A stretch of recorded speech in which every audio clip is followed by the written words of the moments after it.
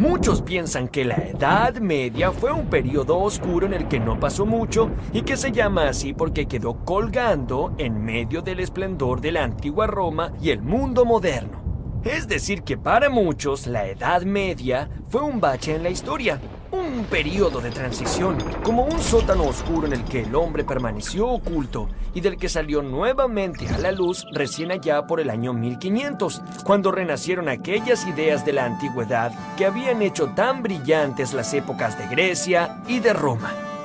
Pero en este periodo sí que pasaron muchas cosas, pues fue en realidad por estos años cuando comenzó a gestarse la Europa que conocemos hoy. España, Francia, Italia, Alemania, Gran Bretaña, los Países Bajos, toda Escandinavia, Austria, Hungría son descendientes de aquellos famosos pueblos bárbaros que ocuparon estos territorios luego de la caída del Imperio Romano. Durante los 10 siglos de la Edad Media, estos pueblos se convirtieron en reinos y le dieron forma a Europa, referencia fundamental de la cultura occidental. Los francos. Allá por el siglo V después de Cristo, pueblos bárbaros provenientes del centro europeo acosaban la estabilidad del Imperio Romano. ¿Recuerdan? Sí, claro. Muy bien, entonces también recuerdan que fueron los bárbaros germanos quienes finalmente en el año 476 entraron y destruyeron a Roma por completo. Bueno, pero estos grandotes germanos no eran un solo pueblo, sino que estaban subdivididos en un sinnúmero de fracciones que siempre luchaban entre sí. Los lombardos, los vándalos, los godos, los visigodos, los borgoñeses, los sajones y especialmente un grupo de pueblos que lograron destacarse entre todos estos: los francos. Estos personajes rústicos, fuertes y muy guerreros venían de tierras cercanas al río Rin en la actual Alemania. Los francos tuvieron una gran ventaja. De su lado nació un hombre que era un líder por naturaleza y que jamás se dejaba vencer. Ese hombre se llamó Clodoveo. ¿Y saben qué? Comenzó a liderar a su pueblo con tan solo 16 años.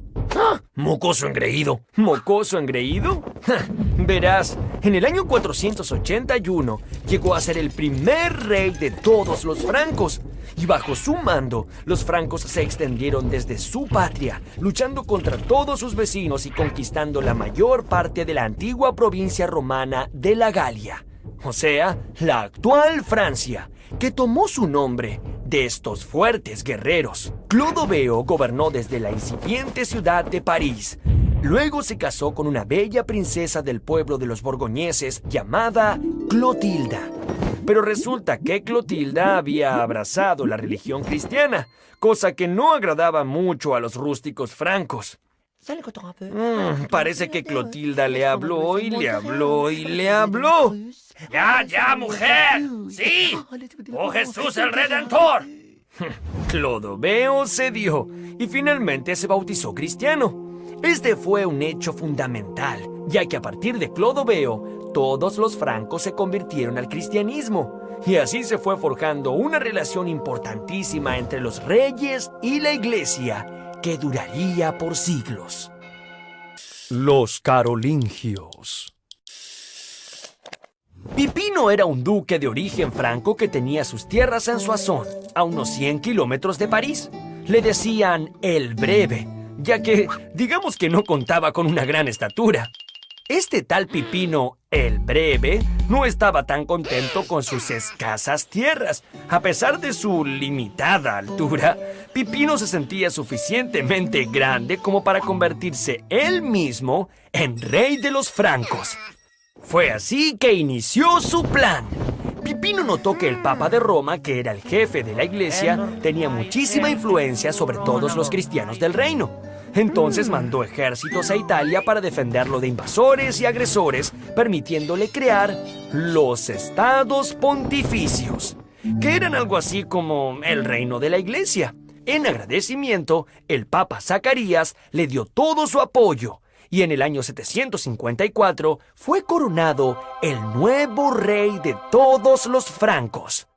Pipino el Breve fue el padre de Carlo Magno. A diferencia de su padre, él era un hombre alto y robusto. Carlo Magno supo aprovechar la astuta alianza que su padre había entramado con el sumo pontífice de la Iglesia cristiana.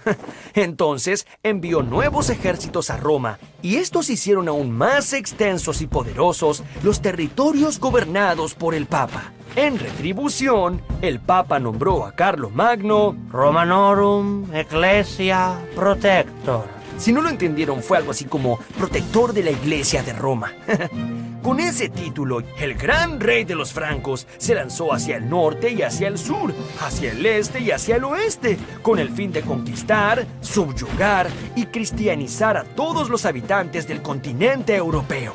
Después de incansables campañas contra los lombardos, los sajones, contra los ávaros, contra los eslavos, contra los godos y contra los visigodos, Carlo Magno había logrado formar un gran imperio.